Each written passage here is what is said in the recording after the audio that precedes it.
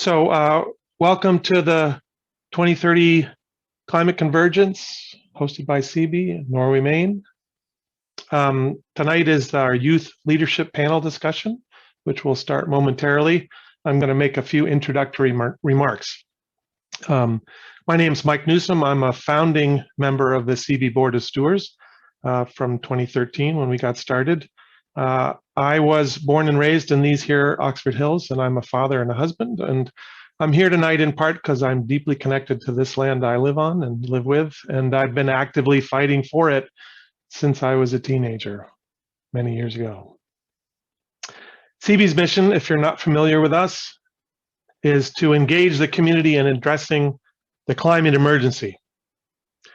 We organize, educate, and take direct action and implement practical ecology solutions for a just transition to a thriving, regenerative economy.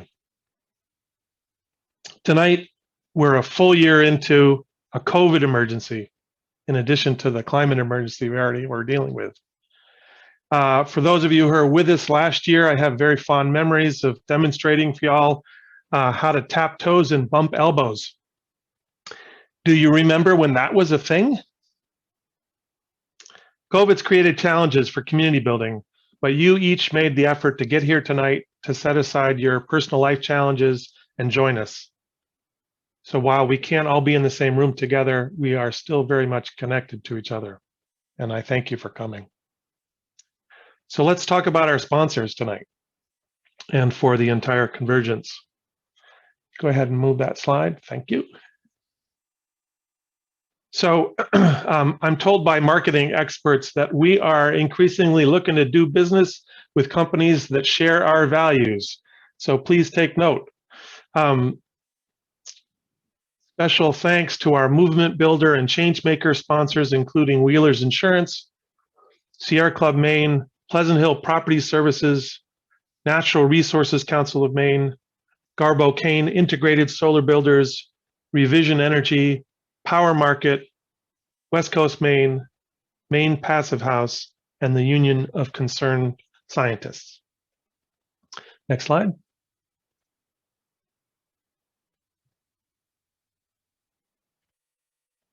We act in solidarity with Wabanaki people. With the land acknowledgement, we want to inspire each of us to take action to support Indigenous communities. There's been 500 years of domination of people native to this continent, an attempted genocide. I personally feel this genocide in my body tonight because I have both Cherokee heritage and European heritage. Next slide. This map shows the approximate distribution of tribes on the land pre-European contact. And the map is not meant to sort of give a history lesson because many of these people are still here with us, speaking their language, thinking their thoughts, and fighting for their lives amidst a sea of white comfort and indifference. They don't need more apologies from us white folks. I've been told by elders that in native languages, there is no word for sorry, but there is always a translation for the idea of setting things right. So shall we set things right together? Next slide. So before we get going with the program tonight, a few details. Tonight is Tuesday, March 16th, so we've got 2 more nights of this year's convergence. Tomorrow night, we'll work together on local action together. And Thursday night, we'll get a legislative update from Augusta and also spend some more time developing our connections with each other. A few technical details. You are using Zoom, and if just in case it's your first time ever using Zoom, there is a time to mute and a time to unmute. There is a time to turn your video on to be part of our community, and there is a time to turn your video off. And I won't provide specific details for either. I think you know. Up in your right-hand corner, there is a view button that you can use tonight to switch between gallery and speaker view. During the panel, we will have our panelists spotlighted so that the moderator and the 5 panelists will be spotlighted on your screen. This is being recorded, although not live streamed. And if you do not want to be part of that recording, you can turn your video off. But we'd just as soon have you with us if you can. If you need tech support, there are people whose names include the word tech support, and you can do an individual chat to those folks if you need help. And then unrelated to Zoom, but very much related to CB, I'm going to put in the chat a link to make donations on the CB website. And if you appreciate what we're doing here tonight, it would be very much appreciated for you to express your support of the organization. So in transition to letting Jess moderate our panel, I just want to say that tonight we're meeting in part to contradict the systematic oppression of young people by highlighting their intelligence, experience, connections, and perspectives about climate justice. And Jess Cooper is a fellow member of the CB Board of Stewards. She's a righteous girl, big-hearted and fierce. She understands the central role of human connection in our movement to change our relationship with the environment. I'm proud to call her a friend. Please unmute yourself, make a little noise, and welcome Jess to our program tonight. Yay, Jess. Yay, Jess. Ooh, I like that. I like hearing everyone's voices. Awesome. Thank you so much, Mike. Thanks for laying down the rules of Zoom tonight, for the land acknowledgement, and for kicking us off here. I'm super excited to be here. As Mike said, I work at CB. I am the Youth Climate Action Coordinator, and I am so excited to moderate this panel. I've been working with these 5 panelists over the last year. I saw them all do the youth panel last year at the 2020 Vision, and I knew that I really wanted to hear what's happened for them over the last year. So excited to be moderating the panel with them. I want to encourage everyone that if you are having dinner right now, please feel free to do that. Last year we did our panel during lunchtime, so it was really chill, super relaxed, and yeah, don't feel like you need to not eat dinner right now.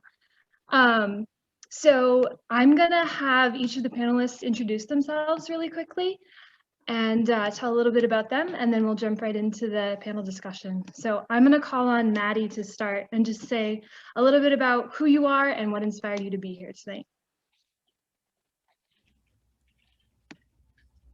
All right, sorry, I'm not used to working Zoom.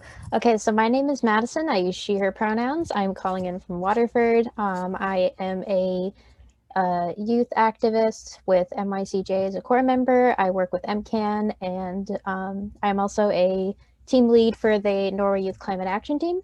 And I am here because, you know, I've met all these amazing people, and I wanted to be able to share my very amazing experience from just starting as a new climate activist. So that's why I'm here. Awesome, thanks, Maddie. Okay, I'm gonna call on Josh next. Hi everyone, I'm Josh. It's so cool to see all your faces, and or at least some of your faces for the first time. This is my first convergence, so I'm like really psyched to be here. I was the communications director for Black Lives Matter Maine over the summer. And I've also been doing work with Maine Strikes, which is a youth-led organization battling, well, we all know climate justice. And my pronouns are he, him. Just so stoked to be here. Awesome, thanks, Josh. Okay, let's go to Sirohi. Hi everyone, I'm Sirohi. I use she, her pronouns. I'm 16 and I'm spotlighted now. I'm calling in from Bar Harbor. I'm here, this is my second Convergence conference. I was able to attend last year and also speak on the youth panel. And I'm really here because the Convergence conference was one of a couple conferences that I went to, but it was by far my favorite. I think the energy and the intergenerational conversations that happened there were amazing, and I haven't heard or been in a place like that since. And I really love that you guys have managed to make the best of COVID and take this online. So I'm just really excited to talk to you all. That's so awesome, Sirohi. And if I'm not wrong, you stayed at my house last year, right? When you came up? I think I actually stayed at Mike Dunn's house last year. Oh, nice. That's awesome. Sweet. So the next panelist I'm going to call on is Anna. Hello, I'm Anna Siegel. I'm a student at Weasley. My pronouns are she, her. And so I'm the co-organizing director of Maine Strikes and a core member of the statewide coalition Maine Youth for Climate Justice. This is my second convergence. As Sirohi said, I went to many conferences before then, and I've been to many virtual ones afterwards, and it's been by far my favorite. So I'm super excited to be here, and it's really cool that you guys were able to adapt this to a virtual format and keep that fun energy. This feels like the convergence from last year, even if it doesn't look exactly the same. That's awesome to hear, Anna. Thanks so much for being here. And we're going to go to Felipe last. Hello, everyone. Thank you so much for having me. As Anna says, it does feel like the convergence last year. And I think there is something to be said about the energy and the familiarity that you all provide in the space. That it's really heartwarming. My name is Felipe Fontecilla. For those who don't know me, this is my second convergence.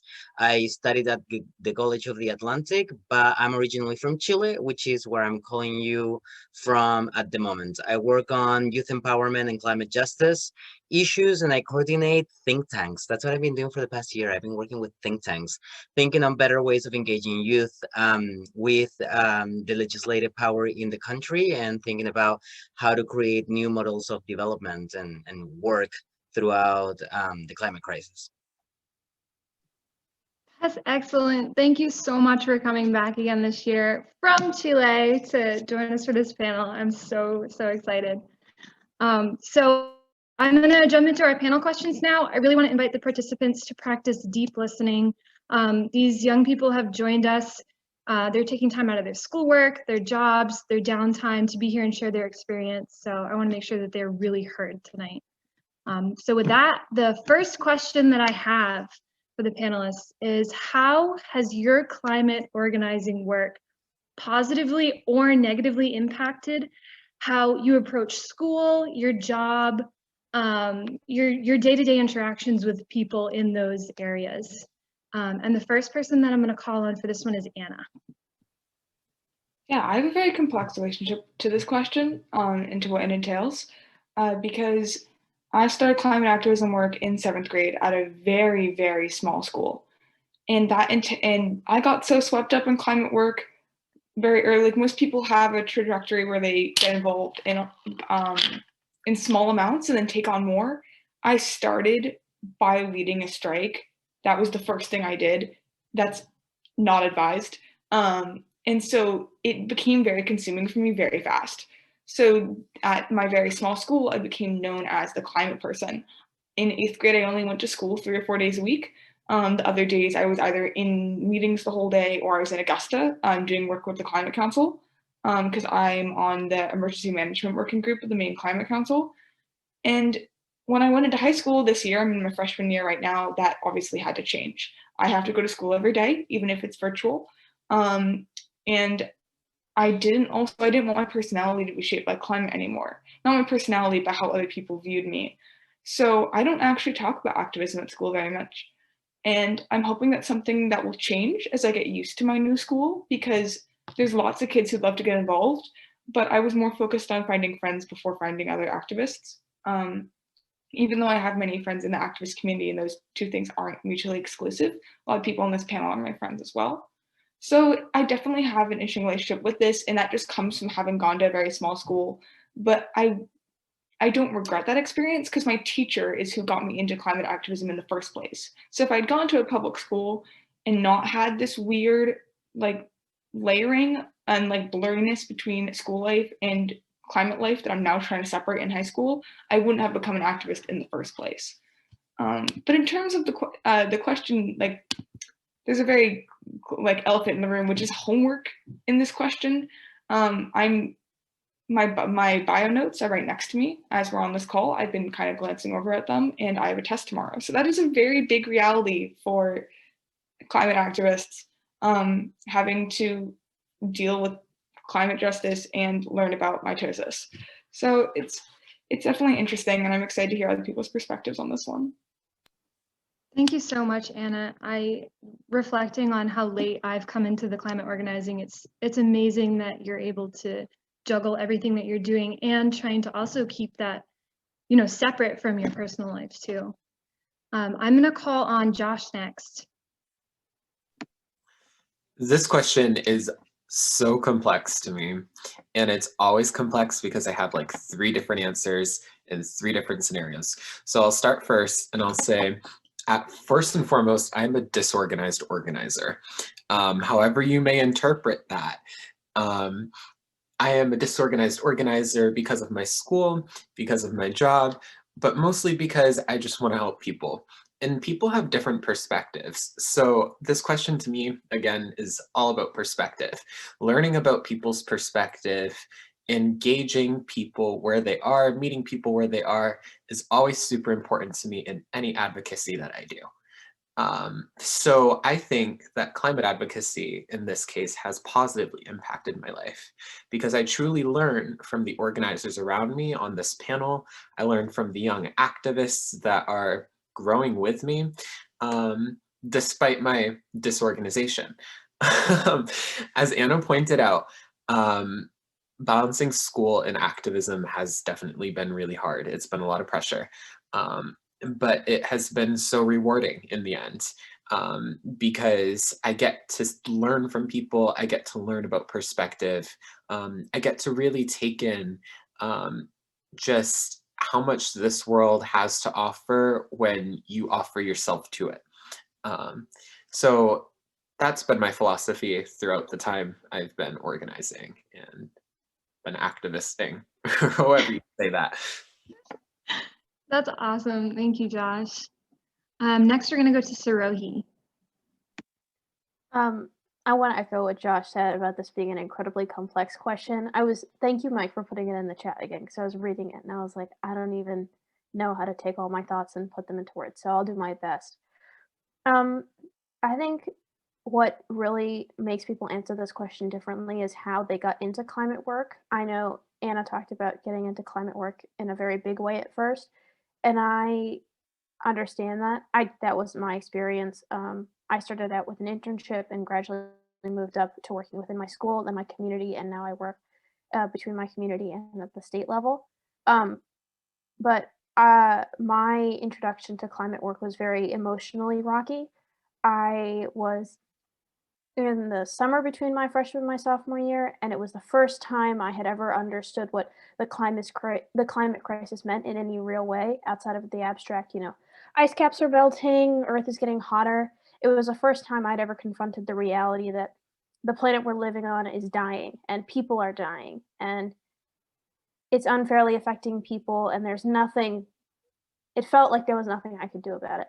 And I think that knowledge, along with the resistance that my peers and I faced when trying to declare a climate emergency in Bar Harbor, I think those 2 things together made my first introduction to climate work very negative, because I associated climate work with intense emotional duress. So during that time, I think I definitely felt it negatively impacted my life. But as I grew, also, like, I was 14, and I don't know if you know many 14-year-olds, but we're not exactly like the most emotionally intelligent people or emotionally stable. So as I grew, both as a person and within my role as an activist, I was able to better manage my emotions and separate, the utter despair that comes with knowing that the world is ending, and the hope that's necessary to do climate work. So I've been able to grow as a person and really use climate in more of a positive way to remind myself that no matter how big a problem might feel, there's still people who are willing to fight, and there are still changes you can make even at the smallest level. That's such a massive perspective, Sirohi. And like, coming from where I come from, I was not doing this work at 14, at 13, at any of your ages. So it's huge, huge applause to you all. And we're gonna go to Maddie next. Yeah, I'm going to once again echo that this is a very loaded question. I think as a youth activist, you're going to experience both positive and negative things when you're doing this kind of work. But as Josh said, it's all a learning experience. And that's how I like to look at it, because it only makes me stronger. It only teaches me more. It gives me new perspective. But yeah, definitely not quite as intense as when Anna was thrown in, but I started my work senior year of high school. And actually, I started it by jumping into Mike Newsom's car on a day I was supposed to have a test my senior year, and went to Augusta and went to a protest outside of the State House. And that's how I was kind of thrown into it. Very unorganized, had no idea what was happening. My mom was very confused. I don't recommend doing that. But yeah, positively, I would say work-wise, I was a very, very shy person. People who are watching this right now who have known me before I got into this work, I barely talked, did not know how to talk to people. I have extreme anxiety. But doing this work is forcing me to kind of come out and talk to people a lot and get over my fear of judgment, of having people looking at me. So that was definitely something that was super helpful. Negatively, definitely dealing with like the negative feedback I'm getting when you're out in the spotlight like that, when you're giving speeches, when you're writing op-eds, when you're out there and people are seeing you being vocal, they really want to kind of throw their opinions at you, especially when you're so young. They don't think you know what you're talking about, so they really try to like debate and fight you and try to put you down. So it's hard to like try to remain neutral and not be hurt by those people that want to bring you down for doing this work. But again, it's all a learning experience, and it's definitely something that's helping me grow as a person, and I'm really, really grateful for that. So yeah. I see huge positive. I see the positive impact it's having on you, Maddie, and I really appreciate being able to directly organize with you too. And we're gonna go to Felipe for the last one for this question. Awesome, thank you, Jess. Yeah, it's a really interesting question. For me, well, I have quite a wide age difference with Anna, for example. But when I was Anna's age, I was also protesting for different things. And I can connect with a lot of the things that you all are mentioning. I think it creates an interesting relationship and an interesting thought on time management as well. I was very fortunate to have joined the climate movement, or start working in the climate movement while I was at College of the Atlantic, that has a very strong focus on climate action, climate justice, and environmental work. So I manage, and also it's like that it's curriculum, it's very open, right? So you can do things, you can mix things in the way that you consider best, if you have the agency to do it. And for me, it was a mix between realizing the importance of climate justice work in combination to a lot of other things. I was in my junior year of college, thinking about what I wanted to do in the future, and I was about to go on a study abroad program. So finishing that study abroad program, I actually designed an investigation project where I mixed in climate action, and that was actually the moment when I started working with Fridays for Future. I met Fridays for Future in Germany, in Berlin at the time, Extinction Rebellion, and other climate groups. And it was all part of a research project that I had proposed to College of the Atlantic, and I was doing as a part of my curriculum. And then I took Doreen Stabinsky climate justice class. So I managed to actually weave it in. I don't think I would have been able to do that successfully, or relatively successfully, if I would have not had the earlier experiences that I had in life, joining other activism groups. In my case, it was a free education, right? When I was like 14 years old, we went on strike, or schools were occupied, we were on the streets. It's a little bit more brutal, I'd say, at that age, than what I ever experienced in Maine. but it was definitely like forming experiences that led me to know, one, I want to work for social change, and B, I can find ways. I don't know if I will find ways, but I can find ways of integrating it within whatever the hell I'm doing. That being said, another positive impact that it had in me was the possibility to, or the realization that sometimes you have to prioritize every experience that you have, whether that's school, whether that's homework, or it's what you're really passionate about, if that's different, teaches you something, right? So education also happens outside the classroom and outside schools. So I think there is a lot of beauty and richness on being able to learn from those experiences, and I think you all have had incredible opportunities to get engaged in that kind of like out of the classroom learning that I'm sure it's going to give you a lot as you get out of the schooling system, the education system. I've been outside school for a year now, and I have to thank the work that I did outside the classroom mostly for what I'm doing at the moment. So I think that climate change work, climate action and climate justice work really positively impacted my life in the way that it gave me a channel, a cause and a community to work with that where I could contribute. So yeah. Yeah, that is a great perspective, Felipe. I really connect with that. I feel like because I've come into it at this age, that I feel that connection between like the younger generation, the older generation, and it just like all goes forward to connect. That's awesome. Thanks you all. Thanks for all of you for your perspective on that one. So we're going to move to the next question now. And the question I have for you guys is, have you connected with anyone in your local community that you may not have expected to connect with due to your organizing work? So like somebody who in your community who like really inspires you that you can think of. And if you want to keep them anonymous, that's totally great, but share a little bit of detail about how you made that connection and what you appreciate about it. And we're going to start this one with Josh. All right, well, first and foremost, I push for a lot of intersectional leadership in any advocacy that I do. So the person that I want to tell you about is not directly connected to the climate world, more so during the summer in the Black Lives Matter movement. I remember the moment that George Floyd's video leaked to the media. My grandma called me down to the family room and exclaimed, "This is disgusting," as she proceeds to turn off the channel. And she slides to the next channel, and there's that video of the cop on his neck.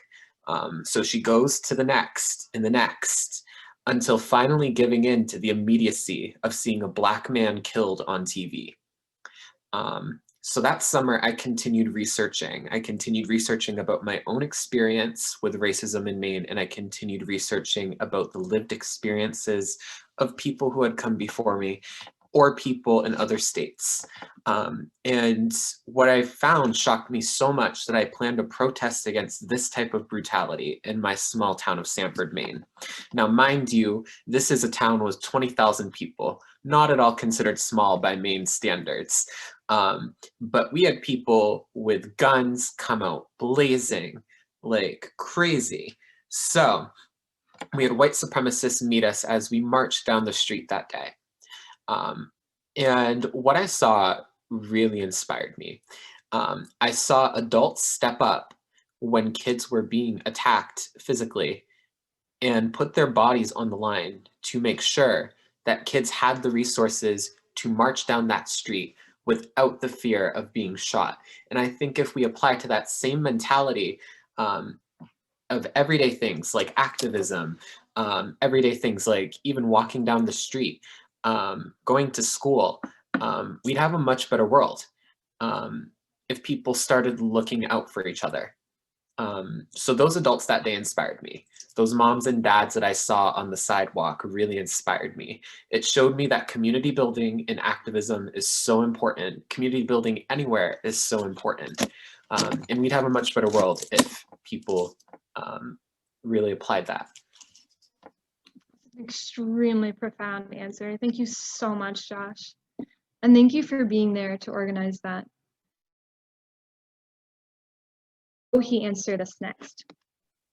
I just want to say, Josh, every time you talk, you blow me away just a little bit. I think my answer to this question, I don't have a single person, but I'm constantly blown away at the tenacity of my community. I think the if I had to narrow it down to a single moment, it would be after the September strikes. Um, we had a school strike at our high school, and it was organized by our school's green team.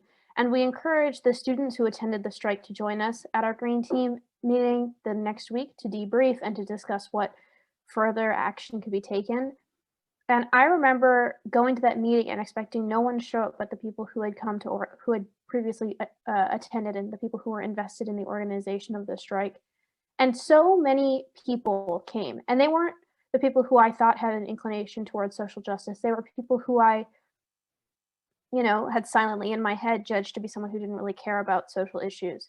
And I think that really showed me how not only pessimistic, but also how judgmental I could be just as a person. And I think that experience, seeing these students who I never expected to come forward, really invest their time and their energy and their emotion into this movement because they'd seen the power of community organizing, seeing those kids really inspired me and made me realize that you can really find support from anywhere, and that community is incredibly tenacious and powerful. That's great, Sirohi. Thank you so much for that. Next, we're gonna pass it to Maddie. First of all, I want to echo what Sirohi said. Josh, you are amazing, literally. And I could go on for hours about how absolutely amazing Norway is, just as a community as a whole. Like, the amount of times I've almost cried at the turnouts of these strikes we've had is insane. But there's someone specific I want to talk about. I don't know if you guys have heard of her. Her name's Jess Cooper. So I met Jess actually when I was going to speak at my first climate rally, September 20th. And she was there, and we all met in CB because we were going over a little bit of planning, what we wanted to do.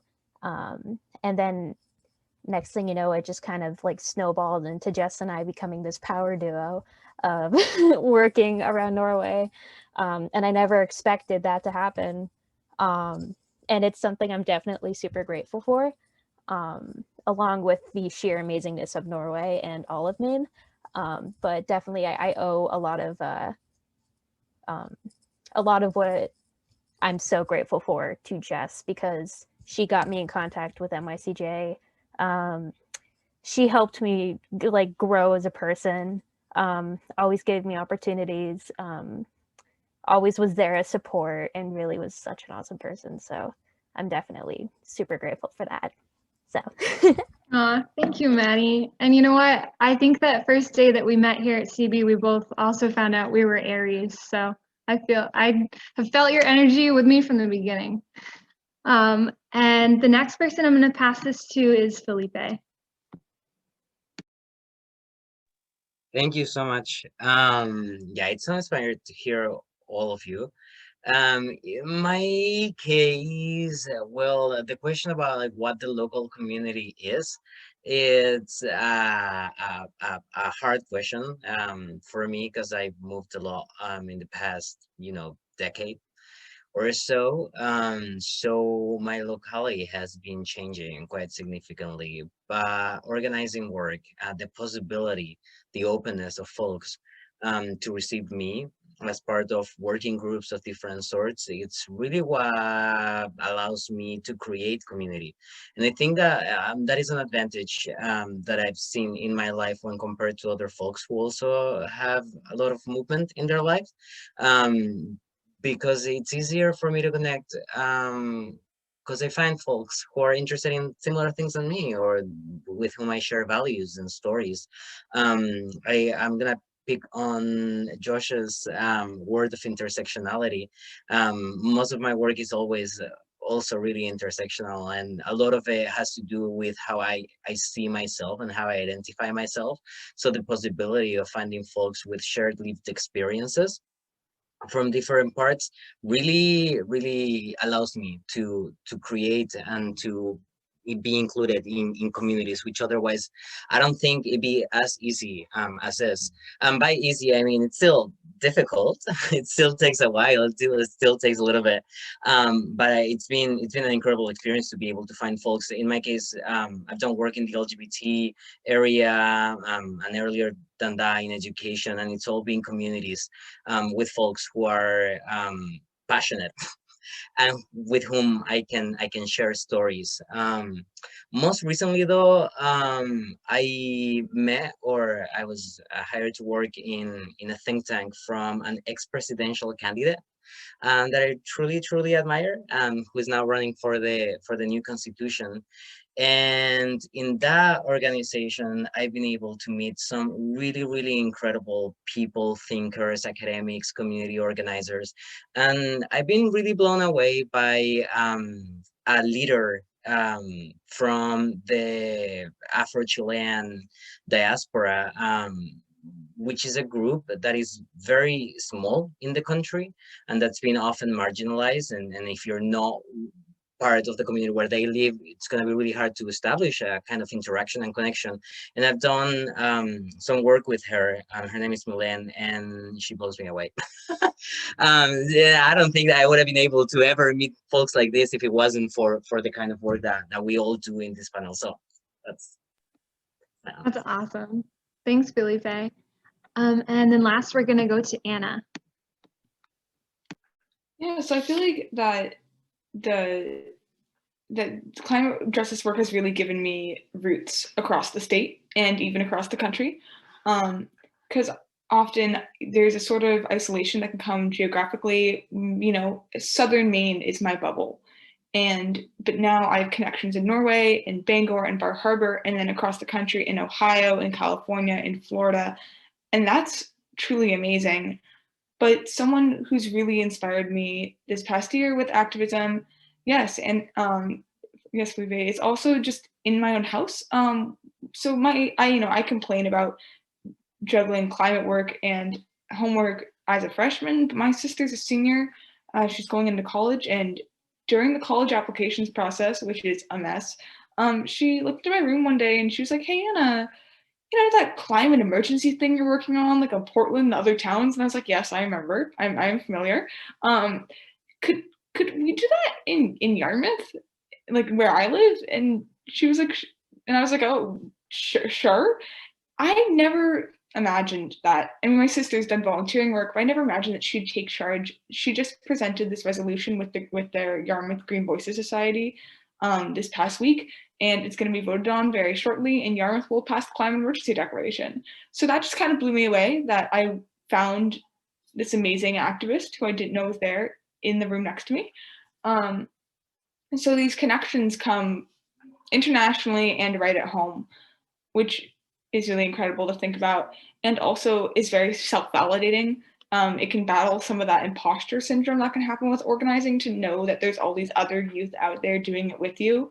Because sometimes the negative feedback, as Maddie said, is so relentless that you begin to even doubt yourself. Like, people are like, "Oh, you're just parroting your parents. You don't know anything about politics." And sometimes I'm like, do I know anything? But then having all these other youth around doing the same kind of work reminds me that, yeah, no, we're all in this together. We know what we're fighting for. We have a mission, and we are a solid community. That is such a great story, Anna. Seriously, you're just so amazing, all of you. I am one of 6 siblings, and so I think it's amazing that you even have one sibling that is involved in climate advocacy with you. That's so cool. Awesome. So our next question: climate organizing and activism and climate justice is super broad work. We're acknowledging the intersectionality and all the different components that make it up. So is there an area that you as climate organizers have discovered in this work that you didn't know about before you began? And we're going to start this one with Sirohi. This is an excellent question, and I think I'm more excited to hear what everyone else has to say to this one than I am to say my own answer. I think I was always vaguely aware of the connections between fighting the climate crisis and fighting against racism so much that when those connections were made explicitly for me, it wasn't as much shocking as it was slightly saddening. But one area of climate justice that sort of blew my mind when I realized that it existed was the aspect and the connection to food, which may seem like an odd one because it seems so obvious, but I think that there's so much to be said for the power of food. You know, I'm sure everyone's heard that, you know, everyone eats and it's a shared commonality through which we can connect to other people and also a method of transporting culture and belief. You know, nothing can get people to talk to each other like dinner, a good dinner. But I think just talking about the power that things like community gardens can have and projects like getting kids to do farm to school stuff. I don't think we talk about that enough because it's just such an inherently community-based aspect of fighting the climate crisis that I think it gets overlooked a lot when really it can create the strongest roots and the best connections between people. So I would just add the sustainable eating practice aspect. That's awesome, Sirohi. I think that's been coming up a lot for us here at CB, so that's a perfect answer to kick off this question. Let's go to Maddie next. Sirohi, you spoke my mind, girl. I was just going to say that too. To give a little bit more context, so before I started all my climate work, just like Sirohi said, I had no idea how impactful and important not only food was, but again, I did not know how much of a big role like racism today plays in the climate crisis and getting climate justice. So that was something that was like, again, it wasn't shocking as much as it was like just very sad that I did not know that. But yeah, so before I moved to Maine, I was a homeless youth in Massachusetts. I did not have access to food. My schools had to give me food. And I've never like had a good relationship with growing food. And it did give me a good newfound appreciation for it, but I wasn't exposed to like when I moved to Maine and I became part of the Allendale Community Garden. I know Katie Branch is here, and I know Justin's also here. Hello. And like, you know, learning how to grow my own food and just seeing how important food is not only to the world, but to communities and how you can connect with communities. That was like mind-boggling. And how important sustainable agriculture is also during the climate crisis. So yeah, I don't want to echo too much of what Sirohi said because it's just a repeating record is basically what I'm doing. But yeah, it's definitely something that's very important and is definitely very overlooked. Absolutely. And you know, whatever comes up for you guys, don't even feel like if we're repeating things, it means it's super important, right? The next person I'm going to call for this one is Felipe. Awesome. Thank you so much. And yes, food fascinates me. Agricultural system and food systems are just really, really powerful. I also did not know much about it until I started working in the climate movements, but I'm not going to echo what you all have already said.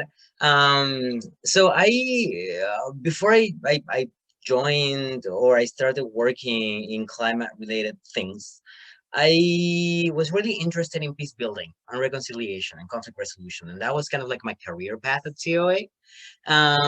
So when I started, or part of the reason why I started working in climate things, climate stuff, was because I saw the intersection between issues of national and international security and climate change, which is still to this day a very niche kind of area of climate justice, at least at an international level. I think that the peace movements are just kind of like getting going. We have the World Youth for Climate Justice being one of the organizations that is pushing that agenda, but it's still small. So I had to find other ways of really kind of finding the intersection between my interest and climate action and climate justice work. And I've been working for the past year on a project on just transition, which I think kind of integrates different interests of conflict and conflict studies, peace and conflict studies, and climate change. In particular, when it comes to the big extractivist industry, by where most of us in the planet, obtain our energy, right? A lot of conflict is driven by that in Chile and in Latin America, which is a heavily extractivist continent. We suffer from monopolies, bipolies. We suffer from the centralization of the energy industry, and that can get really violent. The wood industry, thermoelectric industry, they really want to keep on pushing their agenda. So in that process, and I know that this is something that was discussed as well with the CMP corridor in Maine and Labrador, but a lot of indigenous folks have been displaced. There has been state terrorism against indigenous communities very near from where I'm living at the moment. And I'm really interested in being able to connect the environmentalist world with the feminist world, indigenous communities, and labor unions to talk about how can we transition into a fossil-free economy without leaving a lot of people vulnerable. Yeah, that's kind of the area. Yeah, it's still big. Like that's the point of this question, is it's so broad and there's so much to be covered. And yeah, thanks for sharing. We're gonna go to Anna next on this one, and then Josh. Yeah, so definitely what I didn't know was the roots of the climate crisis. As in racism, colonialism, the patriarchy, which all influence capitalism, which has had profound effect on the climate crisis and caused it. And so these roots are not taught to us. We're not, school doesn't draw these connections between the scientific explanation of the greenhouse effect and current events and the history we learn. And so youth activists had to draw these connections ourselves, and that takes time and energy we often don't have. And it can often be ridiculous how much there is to learn. And that's why it's so frustrating that we aren't taught it. I remember there was once a conversation in a workspace between youth activists about candidates for a political office. And I waded into the conversation and said, I like this candidate XX. I was destroyed. They were like, this policy influences this, and they're not good enough because they do this. And I was like, oh, okay. And so I left, I educated myself, I came back. But what was so frustrating about that was I feel I'm able to do that self-education because I feel motivated, and often I do that a lot. Like I take courses independently, but it's frustrating that youth have to spend so much energy to do that learning and to draw those connections. And we shouldn't have to.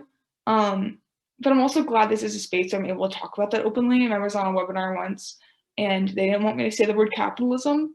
And so I was like, systems of oppression have led to the climate crisis through a rigidity of economic structure that does not work for the people. And they were like, okay, sure. But yeah, it's really now knowing. So now that I know the roots of the climate crisis, colonialism, racism, the patriarchy, and capitalism, I'm able to learn more about the rest of it. And there's always more to learn. There's always more offshoots, more branches, and it's a lot. Yeah, thank you, Anna. And then we're going to go to Josh. I've just been taking in all of these answers, and I just got to say, like, I'm so inspired by all of you. I'm inspired by all of you on a daily basis. Right off the cuff, when I think about this question, what I've learned is definitely how our movements intersect in Maine and how they have historically. I have Anna Siegel to thank for helping me learn about this in words, but my own life experiences with gentrification and environmental degradation has informed my perspective. The term intersectionality was coined by a Black woman, one of the first barrier-breaking Black women professors at Columbia and UCLA coined what it means to be an intersectional, whether that be through your organizing or in your life, as we unlearn behaviors like Anna was talking about, perpetuated by capitalism and systemic oppression. As for all of us, in this progressive movement, we've evolved organizationally and politically, and we see this become more nuanced by the same Black women, Black queers, Indigenous folks, and BIPOC who really empower us to take on these oppressive systems. When we recognize how these systems are connected, we're essentially organizing through different tasks with the same outcome. And I think we need to pay more attention to this fact in our organizing, that all of our movements work for each other, especially in Maine. Like, for example, when we say defund the police or demilitarize the police, we mean it. And we mean that we will reinvest that money into climate-centric initiatives to save our planet. We will reinvest that money into climate-centric initiatives to make sure that Indigenous folks get their land back here in Maine. And what I've seen throughout movements, in the racial justice movement, in the climate movement, is the recognition that the same corporations polluting our planet like Exxon and Nestle are the same ones that own the government and continually oppress our people by depriving them of the resources they need to thrive.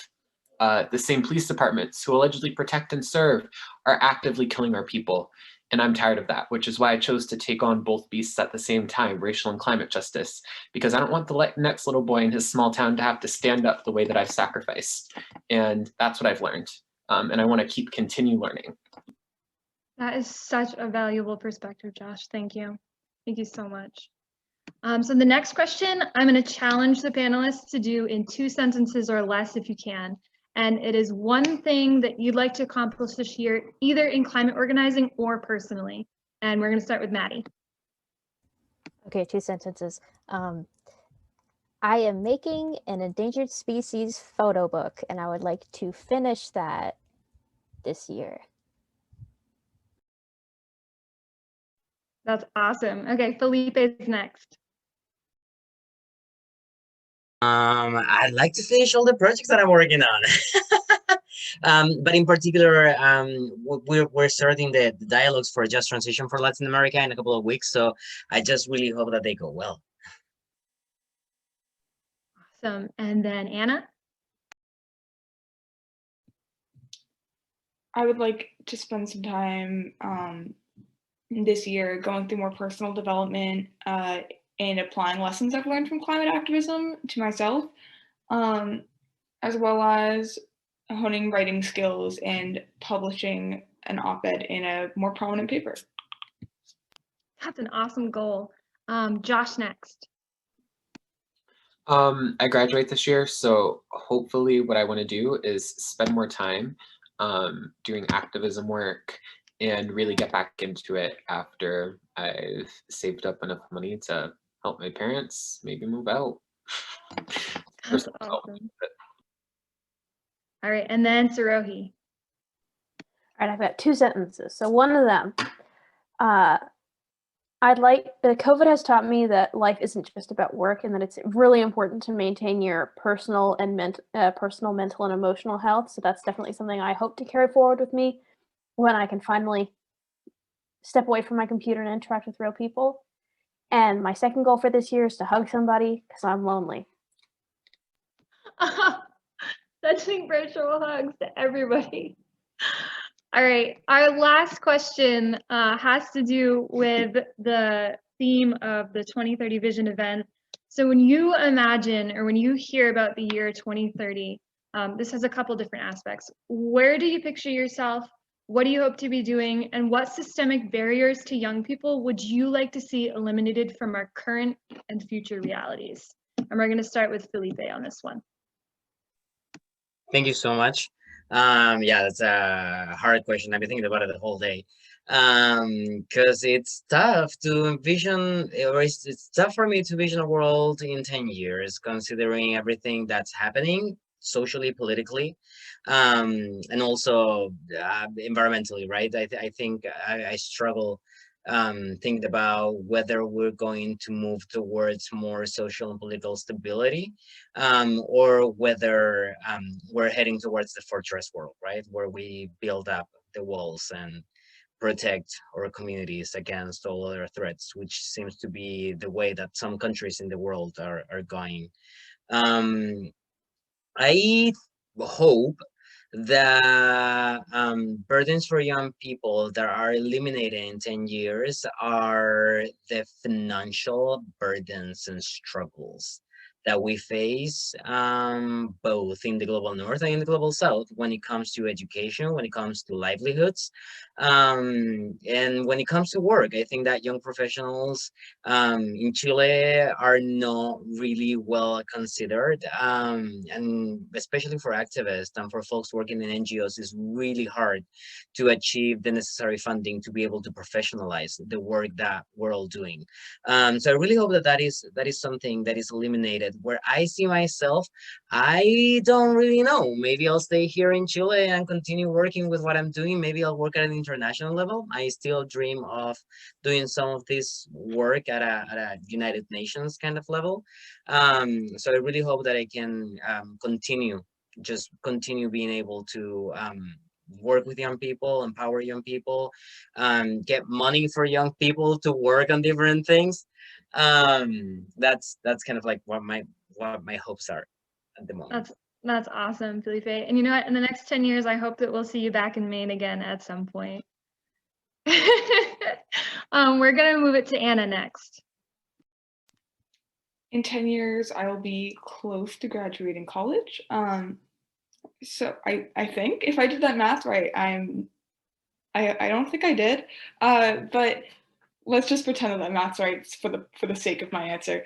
And I will probably be looking at graduate programs, and I hope that the world is at a place where I can focus on my passion, which is ornithology, because often I feel this weird internal struggle between what I want to get into, which is ornithology, and what I feel as though I should be going into politics or nonprofit work or some sort of full-time advocacy thing. And that's kind of, and I know that at 14 I shouldn't be worrying about that, but as Sirohi said earlier, 14-year-olds and emotional stability, kind of a struggle. So I know I shouldn't be worrying about that, but it is something I think about sometimes. And so I hope that in 2030, we're at a place both politically and economically, and we've lowered greenhouse gas emissions to a point where I'm able to go into what I truly want to do. And I also hope that a systemic barrier that is removed is youth involvement in politics. I hope that I'll be able to hold a political position while studying ornithology, so that there isn't this thing where like career politicians aren't dominating the space and there isn't such an emphasis on having experience that's unrealistic for having all stakeholders involved. Yes, on so many levels, Anna. I echo all of that. Let's take it to Josh.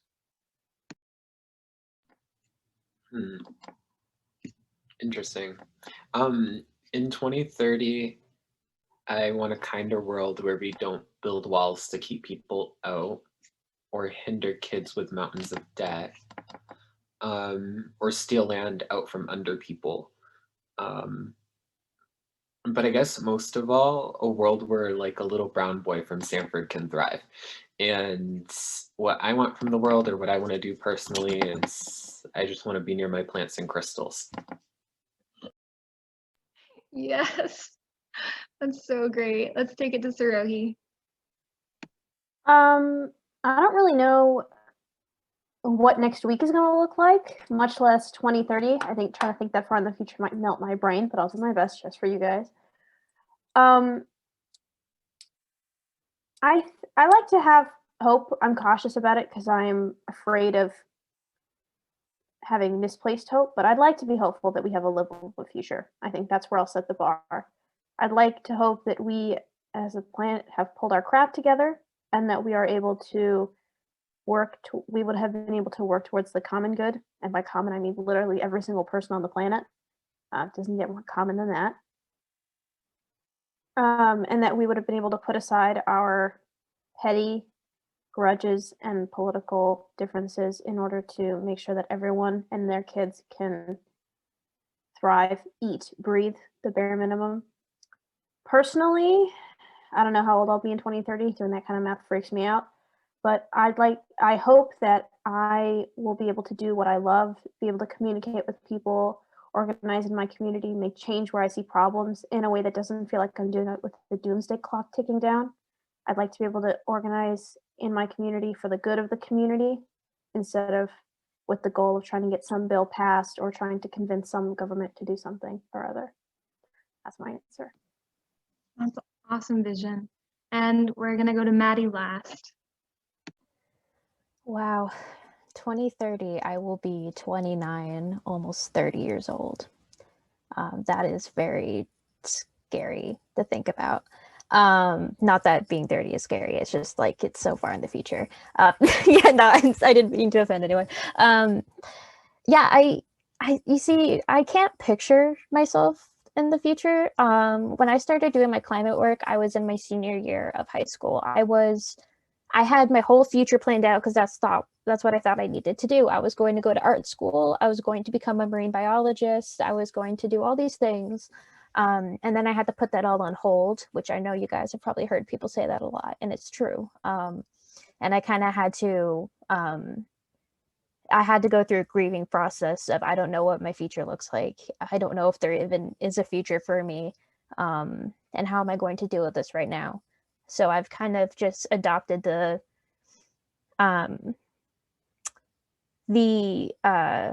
tendency to just live in the now and not worry about the future and do what I need to do right now. And that is my activism work. Hopefully there is a future where I don't need to do this for a living. I don't need to do this, because we will be living on a healthy, safe, happy planet. But just to give an actual answer to this, hopefully, I will be a marine biologist. I'll be living on Cape Cod with my family again because I miss them very much. I'll be in the ocean swimming with sharks like I've always wanted to. My art will hopefully be hanging somewhere pretty cool. And hopefully youth will be more prominent in our political areas. That's great, Maddie. Thank you so much. Thank you, all 5 of you, like from the bottom of my heart, for being here tonight to share your experiences. It is so unbelievably valuable, and I'm so grateful to know each and every one of you. And I'm going to hand it over to Mike Newsome now. Okay. Jess, I just want to piggyback on your last question and make a little plug for the CB Climate Action Book Group. And I'm going to post the title of the book that we're currently reading. Oh my God, I'm muted. That was great. Let me start again. Piggybacking on your question, Jess, I'm going to put a plug in the chat for the CB Climate Action Book Group. We're currently reading a book called The New Possible Visions of Our World Beyond Crisis. And it's a collection of essays, and I feel like each author in that book gave a longer answer to the question you just asked our panel, and with different perspectives. It's really fascinating. We're reading it in little chunks, and Roberta and the crowd is very friendly. So if you've never been in a book group or don't consider yourself a reader or whatever obstacles you might face to joining a book group, oh my God, but please consider it. It's been really great. And oh right, Jess, and then the next book that we're going to be reading is Naomi Klein's new book, How to Change Everything, a guide to young people changing the planet. So anyway, good stuff there at CB. So we're transitioning to the rest of our program, which is Heidi. I do not have a copy of the book. I only got the Kindle version. I've never bought a book on Kindle before. And there it is. There's the book. It's lovely. Jess has got one. And there's Scott's copy. Okay. Where was I going? Okay, so we're transitioning into we're going to set up some breakout rooms here at the end just to give folks a chance to interact with the panelists in small breakout rooms. And so, Jess, correct me if I've got this wrong, but Mike's going to set those breakout rooms up, and then if you have a new version of Zoom, you'll be able to press the breakout room button at the bottom of your screen once it appears, and you'll be able to join one of those rooms. And I think we've set aside about 10 minutes in those rooms for you to, in a slightly more intimate arena, interact with a couple of our panelists and ask questions. One thing that we wanted to emphasize was that you are welcome to ask people personal human questions. They don't have to just be questions about work, because I think you've seen here life is life, and all these things bleed together. So there's no silos here. Ask any question that you want. They can always say, no, I don't want to answer, but you get to ask your questions. So, Mike, have I given you enough time to get these ready for us? I did the breakout rooms. This is Renee. Thank you, Renee. So I just assigned people, but if you are in a breakout room, and you're like, I really want to go talk to somebody else, you can leave that room and you'll end up back in the main session with me, and then I can assign you to a different room, or if you want to popcorn around and talk to them all. Yeah. It's okay. Thank you, Renee. Yep. Sorry, I missed that part of the memo. Okay, good enough. Jess, anything you want to add before we head off into those rooms for 10 minutes? No, I'm ready to mingle. Mingle away. Any final thoughts from you? Maybe why don't you spotlight Jess along with me, and we can pass 5 minutes together. I'd really love to hear from some of the people that came to this, like some highlights for you. Great. That's wonderful. So let's put those in the chat as well, in case, because we probably just only have time for a few of those folks, but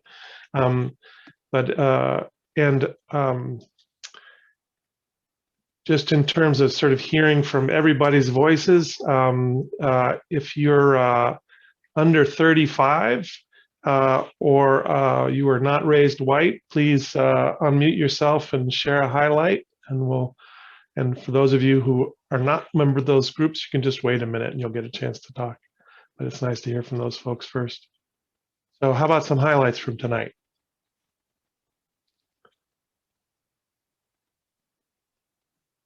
All right. How about under 50? Okay, Sirohi, yeah, go. I was just going to say, I loved being in the groups and just hearing everyone. I especially love that one of my favorite parts about the Climate Convergence Conference last year was talking to people across the state, because it was so rare that I got to talk to people who weren't already part of my community. Yes. So it was excellent just to like visualize in my mind that there are so many people who are willing to talk about this and come together. Yeah, really great to have you. Okay, I'll open it up to the whole crowd. Anybody with a highlight that they would like to share?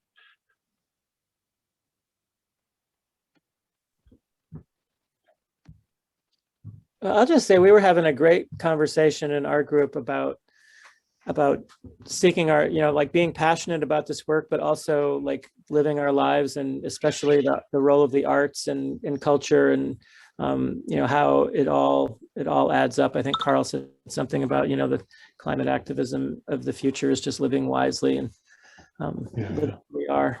So nice. I like that. Heidi's put her appreciation in the chat. It's wonderful. Thank you. Thanks for coming, Heidi. So Katie Branch has Katie Branch. Oh, thank you.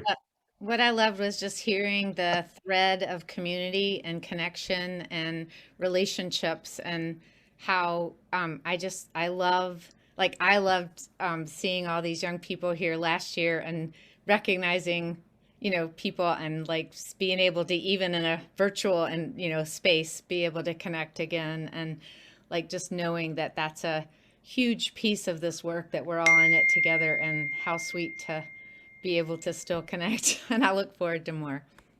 Wonderful. Nice.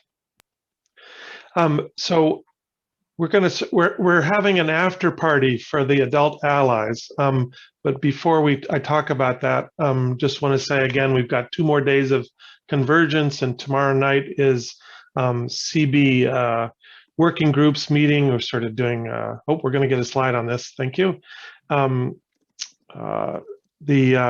What are we calling this? Answer the call, get your green on. Love that. And so, this is the night where you'll get to see specific CB work in action, and there'll be dialogue and planning and thinking and reporting and conversing. So please join us tomorrow night, and then of course Thursday night is our legislative update and social hour.